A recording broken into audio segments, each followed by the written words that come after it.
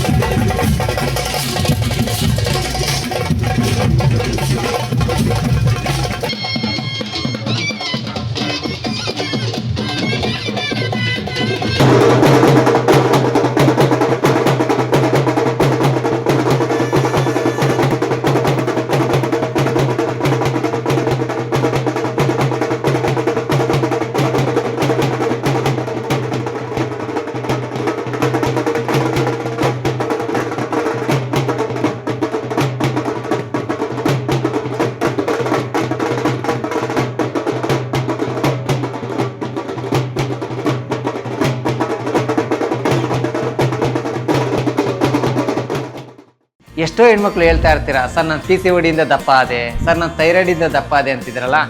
ಎರಡಕ್ಕೂ ಸಜೆಷನ್ ಅಂತಂದರೆ ನಮ್ಮ ಜೀನಿ ಸ್ಲಿಮ್ನ ಯೂಸ್ ಮಾಡಿ PCOD ಥೈರಾಯ್ಡ್ ಎರಡನ್ನೂ ಕಂಟ್ರೋಲ್ ಮಾಡ್ಕೊಳ್ಳಿ. ಚಾಲುಕ್ಯ ನ್ಯೂಸ್, ಜನರಿಗೋಸ್ಕರ.